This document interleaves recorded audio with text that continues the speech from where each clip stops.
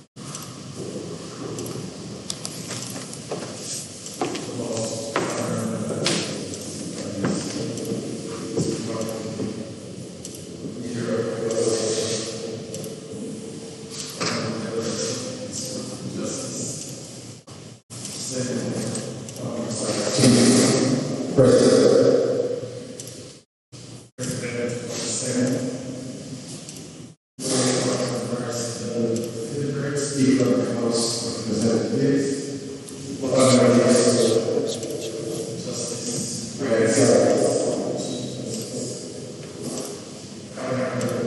Justice Morrison. Yeah, but still. Former President of the Court. Mexico. The Honorable Mr. Justice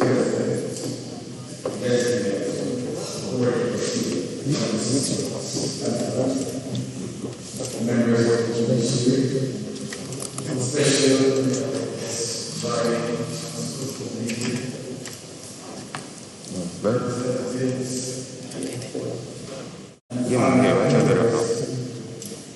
friends also joining on this brief.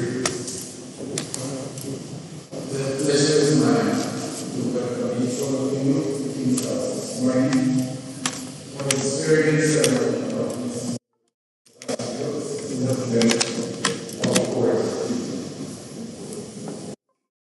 Let me use this occasion first to pay my respects to that acknowledged contribution of the Honorable Mr. Justice Morrison, whose retirement on Thursday, December 4th closes the chapter on his stellar career as President of the Court. We thank you, sir, and you remember your calm, gracious personality, and professionalism and dignity you stay.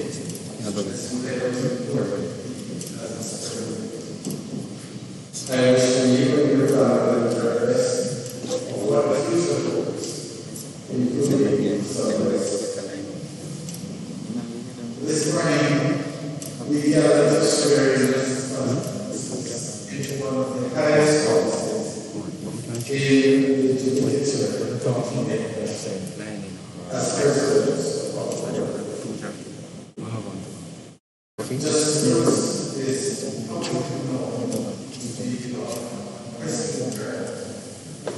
knowledge, experience, and still by students as possessing immense talent. Justice, you are placed by the very challenging time to make this history, and with its leadership in all branches of government and all the sectors of society are stretched to provide guidance and support and direction for all. We are beseeched, as we are all aware, by the global COVID-19 pandemic, the not expected and reality of crime and violence, possibly very territory in the economy, among other social ills and maladies, the consequences of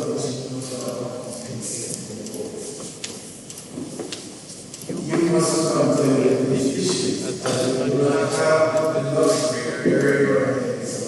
in this side that proverbial question that brings this program in this.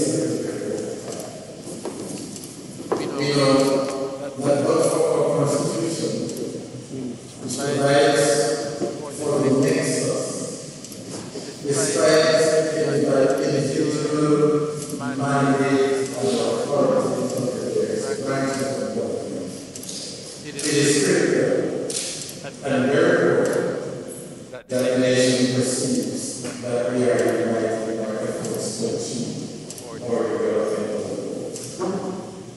This may require more consultations at the leadership level of all three branches of government. Your education as President of the Court is difficult to step along your illustrious career path and should be done to benefit of the nation. I am sure that your qualities, character, and experience, and of course the scholarship, will place you in good stead for the execution of tasks. Please remember that Also now. you have supported for sharp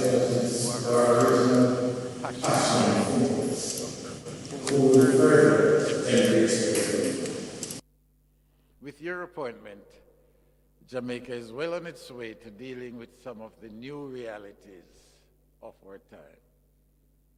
And so, sir, for your achievement, today we will also confer the Order of Jamaica on you in accordance with your elevation. Congratulations. Thank you.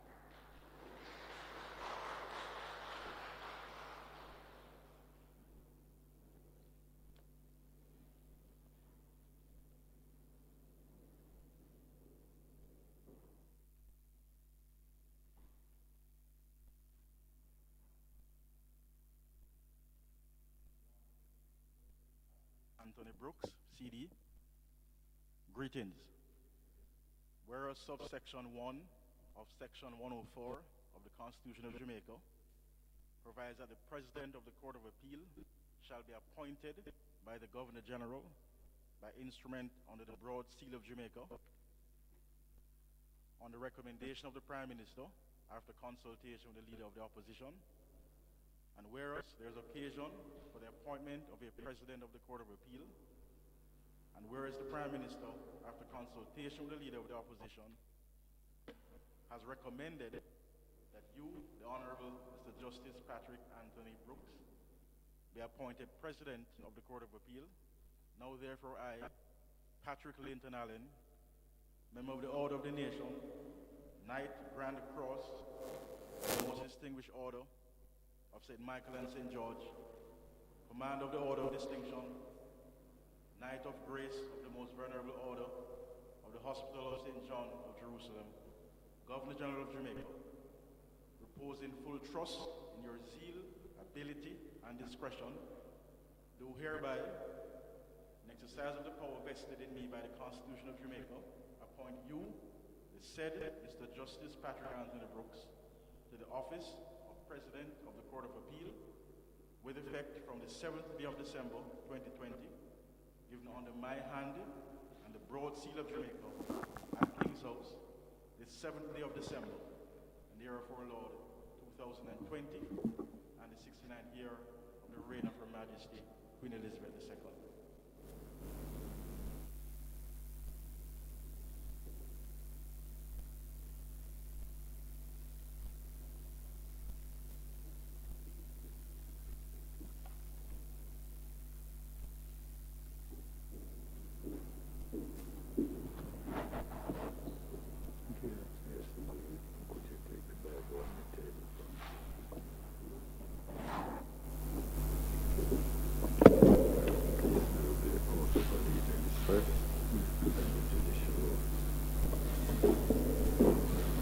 I, Patrick Anthony Brooks, do swear that I will be faithful and bear true allegiance to Jamaica, that I will uphold and defend the Constitution of and the laws of Jamaica, and that I will conscientiously and impartially discharge my responsibilities to the people of Jamaica. So help me God. I, Patrick Anthony Brooks, do swear that I will be faithful and bear true allegiance to Jamaica, that I will uphold and defend the Constitution of Jamaica, and that I will administer justice to all persons alike in accordance with the laws and usages of Jamaica, without fear or favor, affection or ill will. So help me God.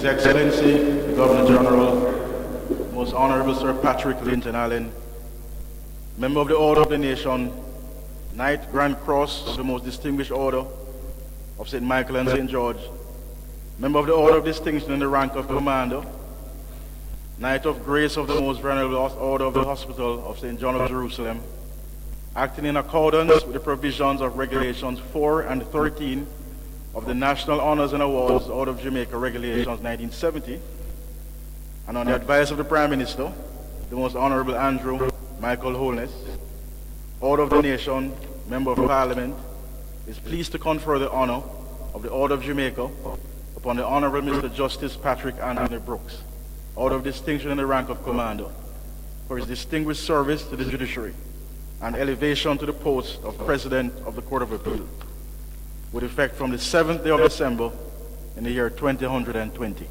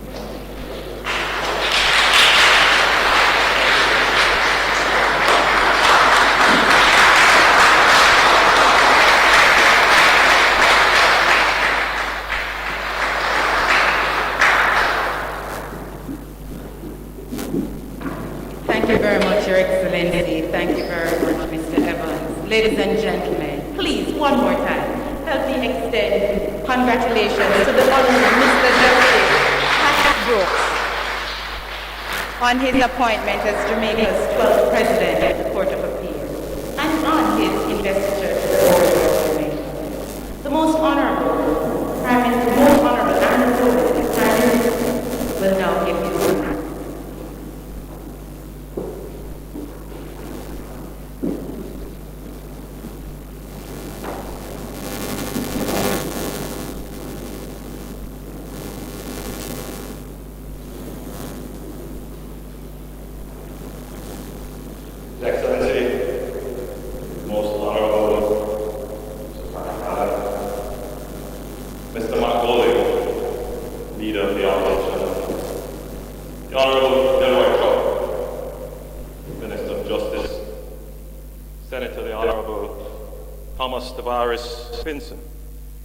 President of the Senate, the Honorable Morrison, Speaker of the House of Representatives, the Honorable Mr. Justice Brian Sykes, Chief Justice, the Honorable Mr. Patrick Brooks, President of the Court of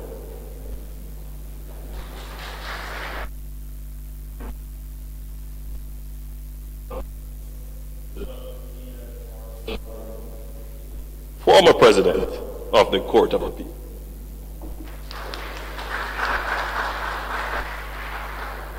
Members of the Brooks family, members of the judiciary, and specially invited guests joining us in social media, representatives of the media who are here, a very good morning to you all. Access to justice in a timely manner is fundamental for a well-functioning society.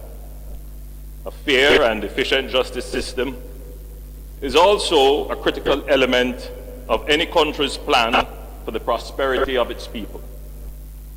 The strategic plan for the Jamaican judiciary 2019 to 2023 expresses the vision of being the best in the Caribbean in 3 years, and on the global scale, best globally in 6 years. A number of measures have been put in place in recent times, which are designed to foster a responsive and performance-oriented culture in the judicial system. The strategic plan for the Jamaican judiciary 2019 to 2023, benchmarking the future courting excellence, underscores that the judiciary is acutely conscious of the weight of expectation as they seek to deliver affordable, efficient, and timely justice that optimizes the use of financial and material resources that have been set aside for our courts. An effective court is a responsive court, responsive to social and economic developmental realities and rule of law imperatives. Judicial independence requires that a court is removed from any influences that may improperly tilt the scales of justice. At the same time, the judicial function is enhanced where judges are sufficiently sensitive to the linkages between their decisions generally and national development goals. I believe all branches, the executive, legislative, and judicial, share the view that the justice system can be a powerful tool for national development, not only in economic terms, but most certainly in the respect of law and order. Judgments of the courts send powerful signals to actors in our society and economy. Signals that can reinforce, modify, deter, or encourage a particular behavior. The role of the justice system in promoting peace and security and strengthening the rule of law is fundamental to achieving Jamaica's prosperity. The courts, and the Court of Appeal in particular, have a responsibility to society that goes beyond clinical adjudication. They play a fundamental role in establishing and maintaining social order and peace. We welcome the Honorable Justice Patrick Brooks as the new President of the Court of Appeal. Justice Brooks was appointed to the Court of Appeal in January 2012, following his service in the Supreme Court for almost a decade. Persons who know him have described him to me as erudite, firm, and fair. He will preside over a court which has in recent years benefited from new and improved facilities and now has almost its full complement of justices. Justice Brooks is succeeding the Honorable Mr. Justice Morrison, OJ, CD, who served on the Court of Appeal for over a decade and as president for some 5 years. Justice Morrison's outstanding contribution to the judiciary, not only in Jamaica but regionally, where he has served on various appellate courts, is well known. His tenure was one of distinction, and his contribution to Caribbean jurisprudence and legal education is widely celebrated. We thank him for his stellar service, and I know the nation will continue to benefit from his service, knowledge, and experience in other ways. We expect continued high standards from the President and offer him our highest congratulations as he embarks on leadership of the Court of Appeal. Appellate courts promote public trust and confidence in the justice system. The Court of Appeal enhances judicial accountability and effectively establishes standards and judicial discipline, propriety.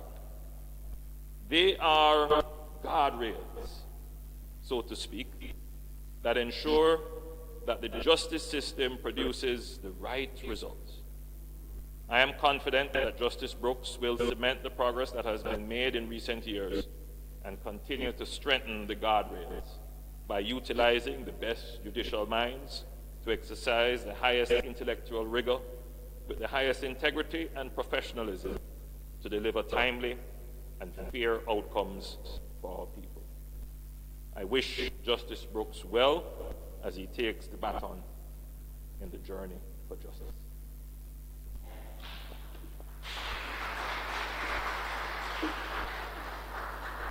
Thank you very much, Prime Minister, the Most Honorable Andrew Holness. At this time, I invite the Leader of the Parliamentary Opposition, Mr. Mark Golding, to give his brief remarks.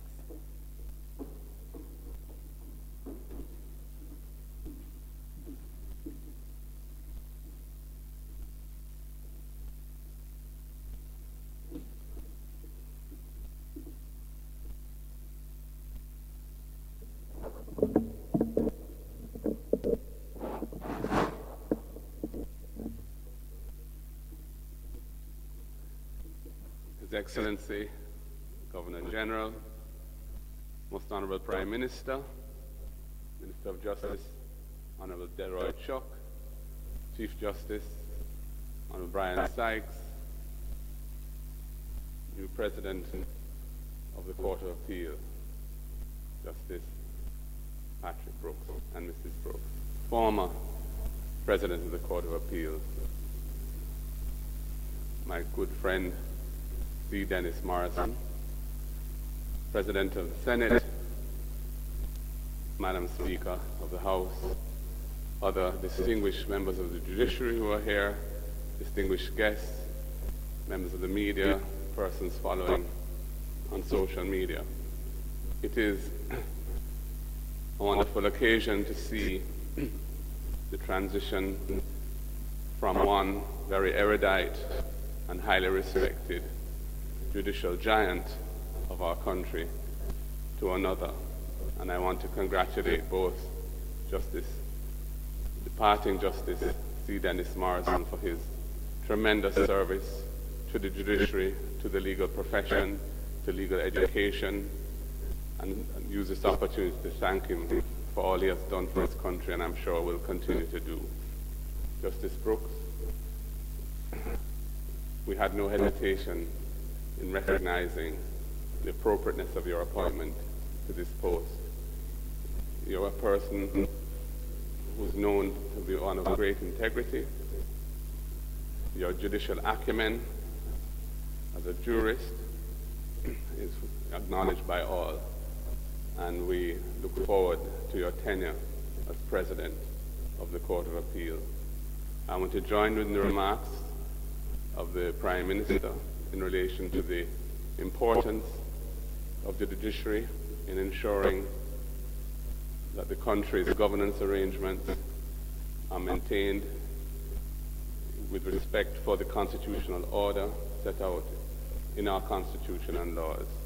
We all who represent persons in Parliament or members of the Senate, or indeed those in the judicial branch, swear an oath to that effect.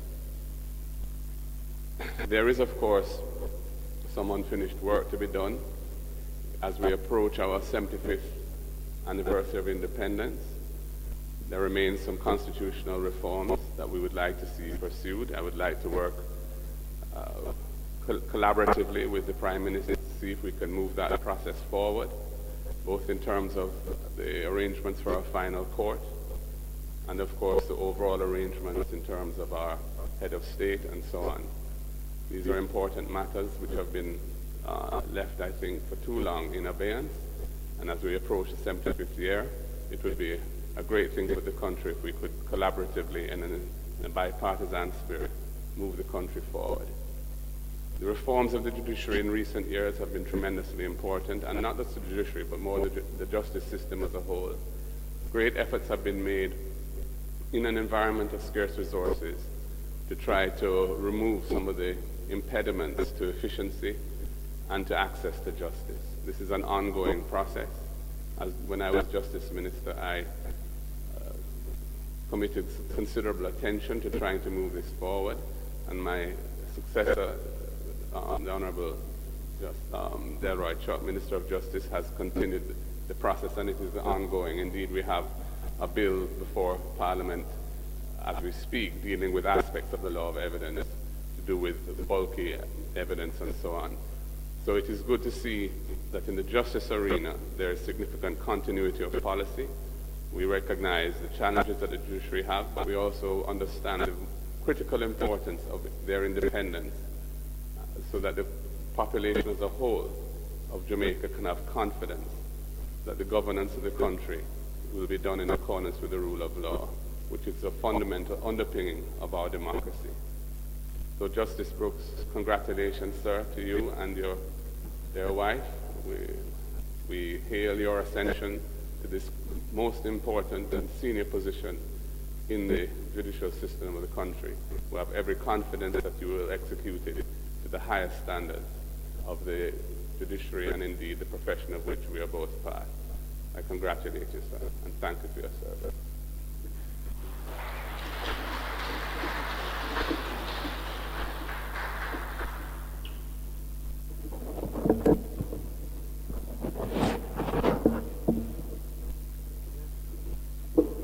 Thank you very much, Mr. Mark Golding, Leader of the Opposition.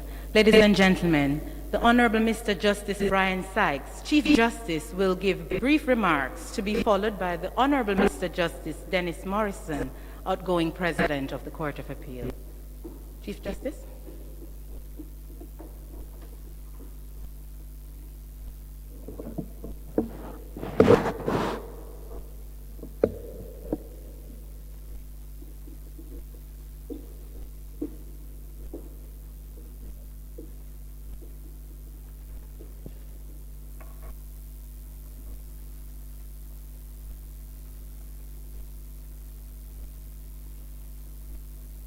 Your Excellency, the Most Honorable Sir Patrick Allen, the Most Honorable Andrew Holness, Prime Minister, Mr. Mark Golding, Leader of the Opposition, Honorable Mr. Delroy Chuck, Minister of Justice, Senator, the Honorable Thomas Tavares Finson, President of the Senate, the Honorable Marissa Dalrymple Philibert, Speaker of the House of Representatives, the Honorable Mr. Justice Patrick Brooks, President of the Court of Appeal, Mrs. Brooks and family members, the Honorable Mr.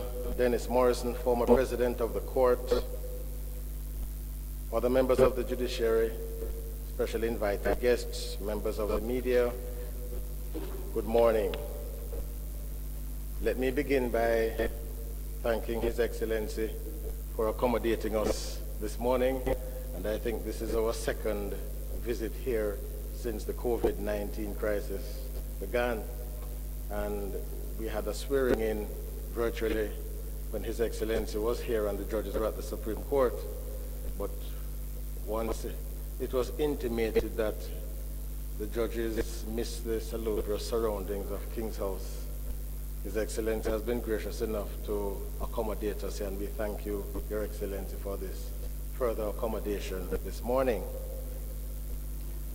I wish to begin my brief remarks by thanking the Honorable Mr. Justice Dennis Morrison for his contribution, not just to me personally, since he was my tutor in the law of evidence at the law school, but for multiple generations of lawyers in Jamaica and across the Caribbean as a legal educator. And he has continued that by becoming a teacher of judges at the Institute in Canada. And so his imprint and his footprint is large and will be long-lasting.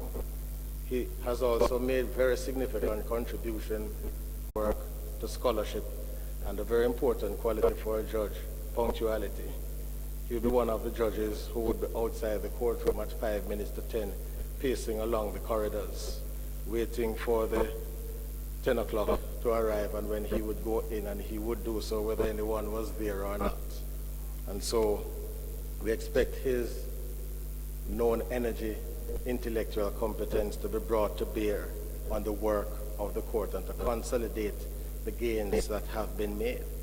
And speaking of gains, Your Excellency and Prime Minister, we must mention that because of the appointment of the additional judges and the improved surroundings, the output of the Court of Appeal has increased significantly. You should know that by September of this year, that is between March and September, during 7 months of the COVID-19 period, the output of the court exceeded the entire year of 2019, and that is really the consequence of the additional judges and the increased expenditure arising from the improvement in the surroundings of the court. But I would just wish to mention something here by Albert Einstein, where he said the significant problems we face today cannot be solved at the same level of thinking we were at when we created them. And then there's another quotation attributed to too many persons, I think, which is if you do what you have always done, you will always get what you have always got. And so why do I mention these two things? It is really to indicate what we have been doing in the judiciary to improve legal and judicial services to the country. And we have been training persons to be able to execute our strategic plan. 32 of them have been trained, and we'll be taking that forward. But a critical thing now that we have is not often that we have the Prime Minister and the leader of the opposition here. And so I refer to those two quotes now to refer to the question of funding of the judiciary.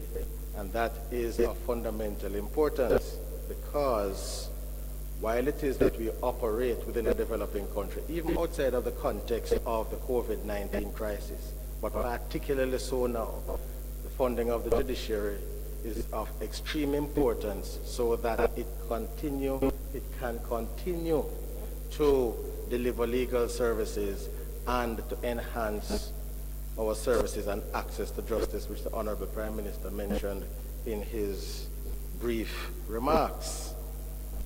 So the probate and matrimonial division have improved significantly. They are current, even with the crisis.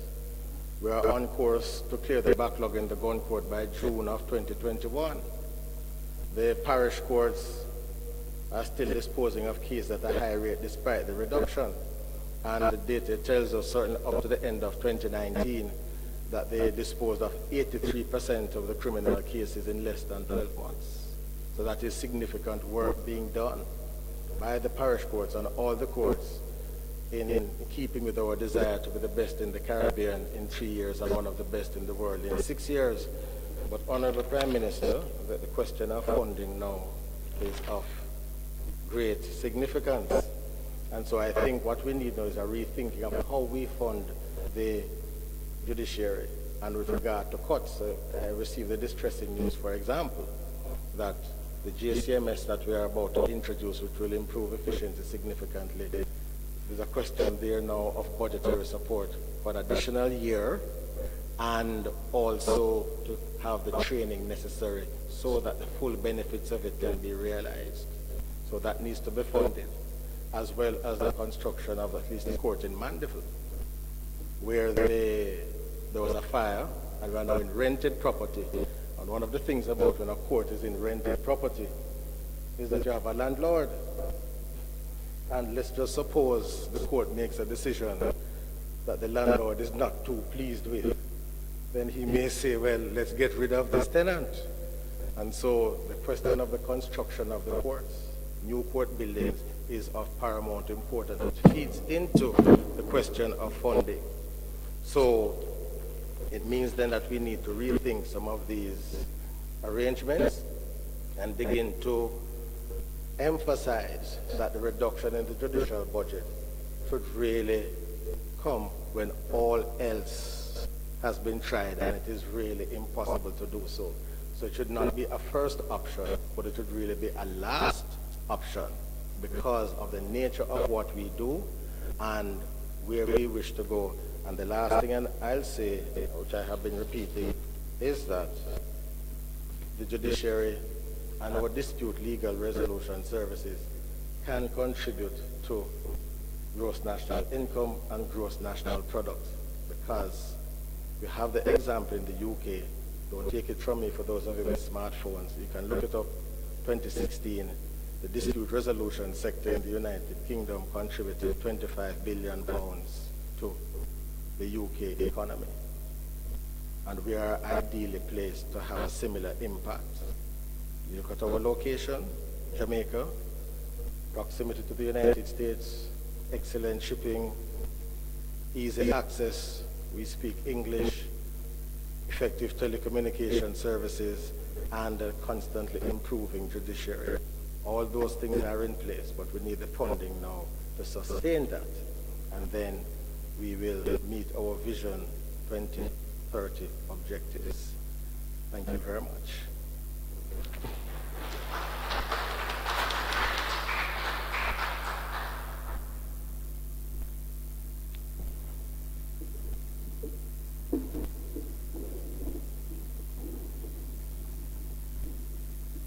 Jamaica, Commander of the Order of Distinction, as the President of the Court of Appeal.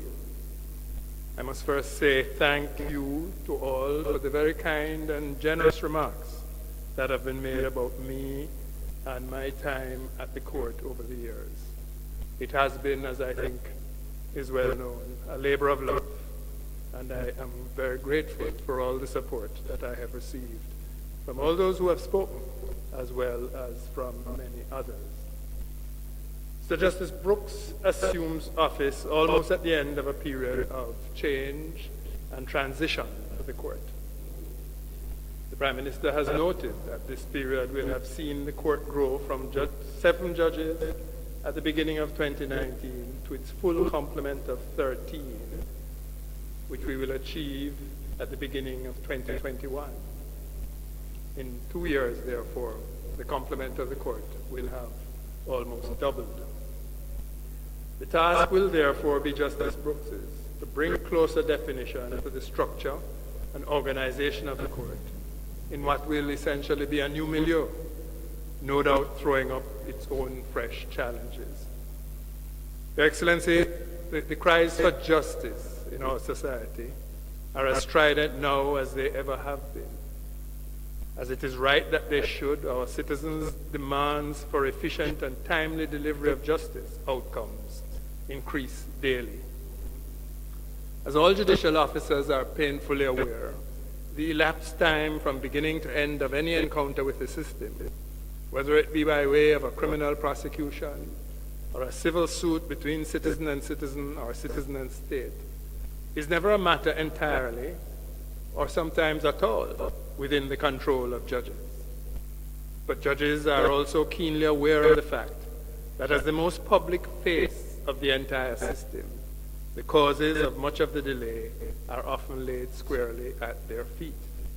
And of course, as will inevitably be the case in any system operated by mere mortals, judges cannot escape responsibility for delays in every case. So the real challenge for all concerned, the judiciary, the court administration division, the Ministry of Justice, the police and the legal practitioners, is to ensure that the justice system in all its aspects is so structured and organized as to maximize efficiency. This in turn naturally has implications for court procedures, court staff, registry operations, courtroom architecture, and court buildings, lawyers, all the way through to the judges themselves. In all of this, there is a critical need for judges to be properly equipped in terms of technological and administrative support, including continuous training, with all that they need to perform their duties effectively and fearlessly. I know that Chief Justice Sykes and President Brooks are both keenly aware of these imperatives, and I therefore fully expect them to work well together as they seek to enhance court efficiency in their respective spheres. I wish them well.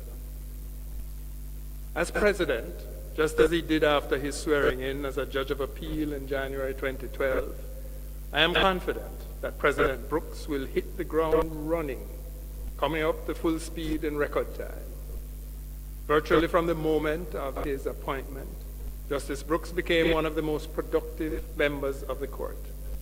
From the beginning of his outstanding career as a Judge of Appeal, He was much sought after by his colleagues as a reference point on difficult or unusual issues, as a veritable storehouse of precedents from a variety of sources, and perhaps most important of all, as someone who would willingly set aside whatever he was doing, no matter how important, to listen to the problem and to help others in their search for solutions. Put simply, Mr. Justice Brooks has been an ideal judge of appeal. I can therefore say with confidence that he assumes the leadership of the Court of Appeal to the full acclaim and with the complete support of his colleagues. To the Brooks family, to Winsome, his wife, and the children, I wish to say many thanks for having already loaned the new president to us for such an extended period. But I'm obliged to warn you that the demands on his time are now likely to be even more than before. And so, even as I say thanks, I must, on behalf of all of us, crave your indulgence for a yet further period of time. And now, Your Excellency, I hope you will allow me to strike 3 personal notes of gratitude. First, I would like to thank Justice Brooks for his friendship and support over these many years, spanning a period far in excess of our time together on the court, going back to a time when neither of us even dreamt that this is where life would lead us. I think he must know that he can continue to count on my own friendship and support. Second, I must express thanks to all the other colleagues with whom I served during my time at the Court of Appeal. Their fidelity to principle and the rule of law was and continues to be exemplary. I know that they will not mind me singling out Miss Justice Hilary Phillips, also a friend of many years, whose time as a judge of appeal has also been almost been entirely coincident with mine. Justice Phillips has given, dare I say it, yeoman service to the court and to the country, and I think that we are all in her debt. As I am informed, Excellency, and verily believe that her time to retire will also come in a few months' time, I am comforted by the fact that we will soon be reunited as pensioners.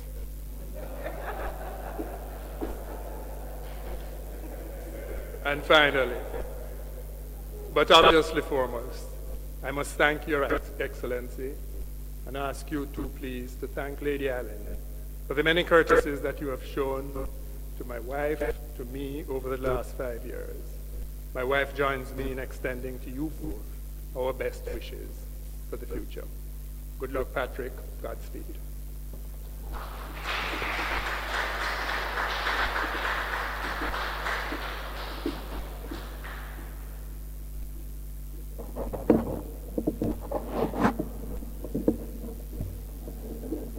Thank you very much, Honorable Justice C. Dennis Morrison, and all the very best, as His Excellency says. Please do have a restful retirement.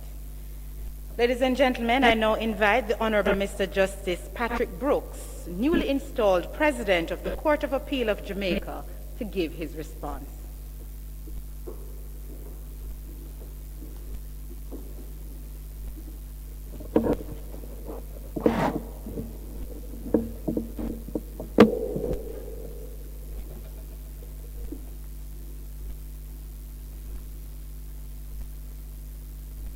Thank you, Madam Chairman. Your Excellency, Most Honorable Patrick Allen, Governor General of Jamaica.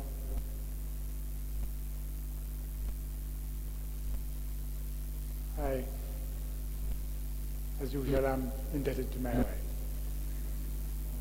The Most Honorable Andrew Hollis, Prime Minister of Jamaica. Honorable Mr. Mark Golding, Leader of the Opposition. Honorable Delroy Chuck, Minister of Justice. Senator the Honorable Thomas Tavares Finson, President of the Senate. The Honorable Mrs. Marissa Dalrymple Philibert, Speaker of the House of Representatives. The Honorable Mr. Brian Sykes, Chief Justice of Jamaica. The Honorable Mr. C. Dennis Morrison, former President of the Court of Appeal, Mrs. Winsome Brooks, Mr. Howard Brooks, and members of the family who are viewing online. Members of the judiciary, including my friend and colleague, the Honorable Ms. Hilary Phillips, who is present, and those who are viewing online,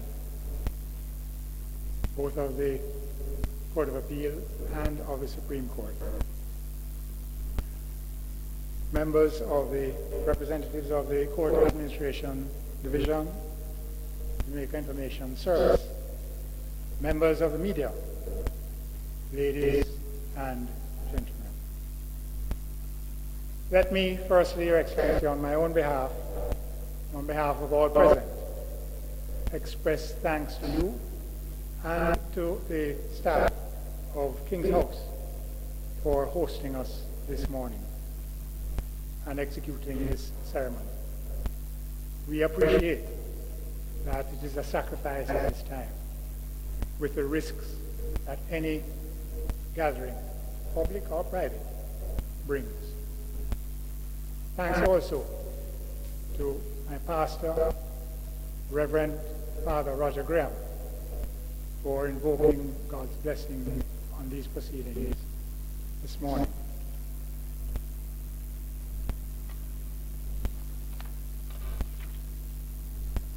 My personal thanks to the Honorable Prime Minister and the Honorable Leader of the Opposition for concurring to recommend my appointment to the post of President of the Court of Appeal, and to you, Your Excellency, for acting on that appointment. I also wish to thank the Honorable Prime Minister and the Leader of the Opposition for the Honorable Chief Justice and my inspiration, my mentor, my friend, former President Justice Cecil Dennis Harrington Morrison, for all the kind words and of encouragement this morning. Your Excellency, I support the comments of Leader of the Opposition in respect of the constitutional changes which he has mentioned.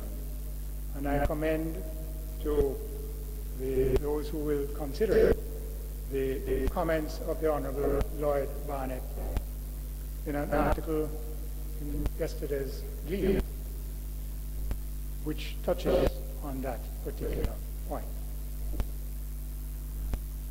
Roe, Rattray, and Fort, and some whom I had the privilege of sitting with as colleagues, President Spanton, and of course, President Morrison. Whereas I appeared before President Harrison, both in the Supreme Court and in the Court of Appeal, I was already on the Supreme Court bench when he was appointed President of the Court of Appeal. Those great jurists have, in their turn, helped to shape a court that produces judgments of high quality and is respected in the legal profession. Following immediately in the footsteps of Honorable Justice Morrison is indeed a daunting prospect. It can truly be said that he is a legal and judicial giant. His contribution to the legal landscape of this country and other jurisdictions in the Caribbean is monumental. His unique blend of towering intellect with unmatched equanimity and gentleness will not be soon seen again. We will miss him dearly at the court, and we wish the best of health and happiness retirement. We also hope that when we are over these perilous times that we now face, that he will visit with us when we are, as a court, able to resume having coffee together. Your Excellency, I will stress this so that when it is my turn to retire, God willing, I will pass on to my successor a court that she will be proud to lead.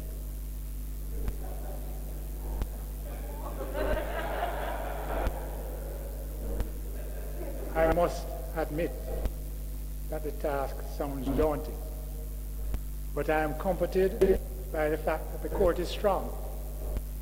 It is blessed with a cadre of energetic, efficient, and relatively young judges who are passionate about their call to service of the nation and of justice. We are supported by an equally passionate and efficient staff. Foremost among them is our remarkable and indefatigable registrar, our able deputy, and a group of young attorneys who are judicial clerks to the judges, and who themselves strive for excellence. I assure you that they have more than occasionally saved the judges and the court from embarrassment, with their eagle eyes spotting errors, clerical and otherwise. We also have a great team of secretarial, clerical, and ancillary staff who help to keep the court humming in providing the service that it does. Most Honourable Prime Minister has mentioned the expectations of the country. We do not take our position for granted. We understand the responsibilities that we bear, and we are not complacent, Your Excellency. We know that there are shortcomings, among them being the time that it takes for appeals to be heard and sometimes for judgments to be delivered. These are a constant source of concern for us, and we hope to build on the strategy that President Morrison instituted to quicken our output. The Learned Chief Justice has mentioned the increase in output during this year. There has been, Honourable Chief Justice, that has been one of the advantageous byproducts of not having to sit every day in court as a result of the pandemic. Honourable Prime Minister and the Honourable Leader of the Opposition for concurring to recommend my pay would have been were he alive, undoubtedly be a proud man to see his son so preferred. But I owe him and my family, my parents, the late Oswald and Carmen Brooks, always strove for and encouraged their children to excellence. With my brothers Howard and Peter, we had a happy, mutually supportive nuclear family. We also had an extended family, grandmother, aunts, uncles, cousins, and close friends who helped to guide and mold my brothers and I. Your Excellency, ladies and gentlemen, families of judges at all levels sacrifice a great deal. Judges of the Supreme Court are often away from home attending circuit court. And even when they are physically at home, like the judges of the parish court and the judges of the court, they are not participating in family life and events because they have been shut away reading cases and writing judgments. The members of the judiciary owe our families a great deal of gratitude for their patience and encouragement. And I today thank my brother Howard, my children Natalie and Nicholas, my extended family, and of course my wife, my rock, my best friend, Winsome. for their strength and support through my career. Your Excellency, the Chief Justice has mentioned the right side of North Street. My wife, in showing her support, wore blue and white to support St. George's College team this morning. There is no public speech that can be given this year which does not mention the COVID-19 pandemic. The breach by an increase in court trials and judge-alone trials until they can resume jury trials. The retrofitting of the chamber of the House of Parliament provide an example of what could be adopted and adapted for at least 2 of our courtrooms in the Supreme Court and a few of the courtrooms in the other parishes, including St. James. It would be a start in resuming jury trials until we can sufficiently inoculate our population to allow for hearings of jury trials in all parishes. The Court of Appeal has also sought to adapt the challenge. Since April of this year, under the guidance of President Morrison, the Court of Appeal has been hearing appeals and applications by video link and by telephone conference. It has taken some getting used to, and there are still teething pains as we, again, more than occasionally, have technical glitches, mismatches, and misunderstandings of the protocol between the machines and those who operate them. And this is not only on the court's side. We have had, for instance, hearings where counsel, who is a grandpa and confined to his residence, appearing by video before the court, visibly comforting his grandson during the proceedings. These changes have caused a paradigm shift in the approach to hearing appeals, and it is unlikely that we will return fully to the days when all appeals are heard in person. It will hopefully result in reduced costs to counsel and to the litigants. It will, however, require a greater outlay by the court in technical infrastructure and a demand for better telecommunication support. It is Your Excellency, Prime Minister, Honorable Martin Golding, family, friends, ladies and gentlemen, also a nudge towards the digitizing of the court system. The natural progression from a situation with counsel not having to physically attend court is that their documents need not be physically filed in court, but rather filed electronically and organized in an efficient manner so that they can easily be used by registry staff and the judges. Our current system of filing some documents by email, although helping to ease the in-person contact in the registry, is less than efficient. And it shifts the burden of printing to the court with its limited resources of paper, toner, and printing facilities. So digitization is necessary for our internal processes. And that, Prime Minister, Leader of the Opposition, requires outlay of capital. I know it is a tall order given the current status of the economy, but with that as our goal and with the will to achieve it, it will be achieved. So, as the Chief Justice has said, if we get the necessary infrastructure and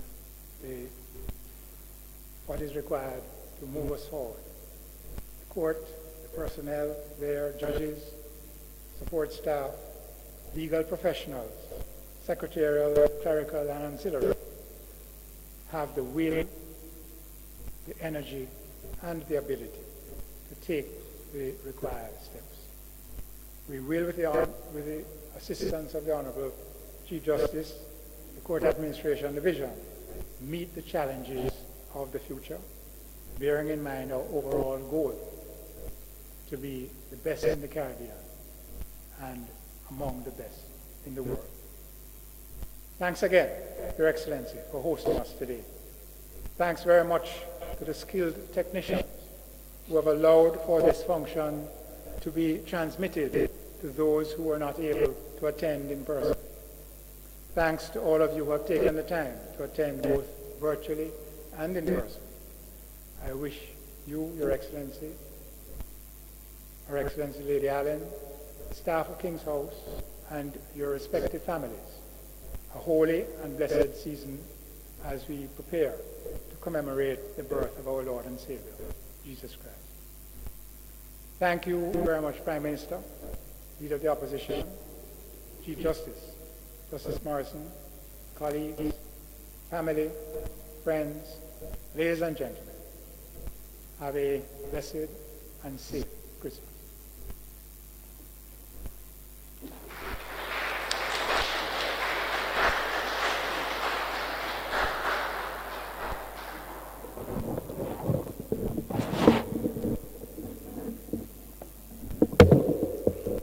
Thank you very much, Honorable Justice Patrick Brooks. Congratulations again to you on your achievements and best wishes to you for your time at the helm as Jamaica's 12th President of the Court of Appeal. I learned somewhere that all good things must continue. Unfortunately, that's not the case with this morning's ceremony. Ladies and gentlemen, we've come to the end of this morning's function. On behalf of His Excellency, the Most Honorable Sir Patrick Allen, Governor General, thank you for your attendance and do have a great day.